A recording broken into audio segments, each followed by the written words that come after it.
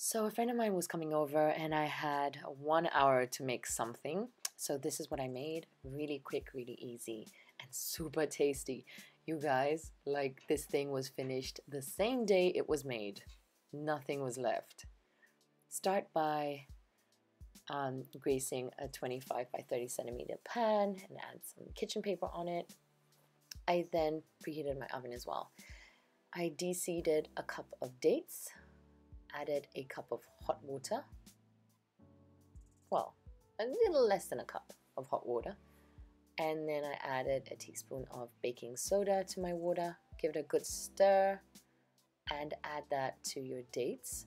I'm using a food processor. If you've got a blender, you can use a blender, but just blend like kimpango. Don't over blend it. You don't want it to be too liquidy. And then added butter and brown sugar. The exact measurements will be in the description box below or on my website, and I will definitely put the link there once I've edited and updated it. So once you've blitzed it, you want to add your flour. I'm using all-purpose flour, and I added about a teaspoon of baking powder as well.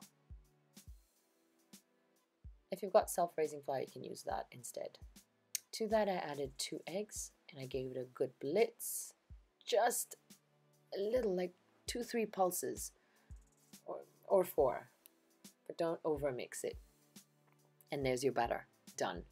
Pour it into your greased tin that's lined with a baking sheet, and then bake in your oven. It should be at 180 for about maybe 15 minutes. Or even less, depending on the strength of your oven. So now we're making our fudge sauce. I've added brown sugar, cream, and butter. And you want to cook this until the sugar's melted, the butter's melted, and everything is nicely mixed up. To that, I then added a cardamom. So I used fresh cardamom that I ground myself. So add your cardamom and give it a good stir. And once everything's melted, you're good. Set it aside. Now let's make our cream filling. I'm adding full fat cream and giving it a good whisk. You can then add maybe 2 tablespoons of your fudge sauce to that, just to give it a little sweetness. And that's all you have to do. Put your cream in the fridge. Now my roll is baked. You then want to just take it out of the tin and roll it while it's still hot and leave it like that until it cools down. Once it's cooled down, unroll it and put your cream mix into it. I kind of went crazy with the cream mix and I filled it. And when you overfill it, it can crack. Especially this one with dates, it can be finicky. But even if it cracks, don't despair. It still tastes amazing. So you want to then roll it with your cream there.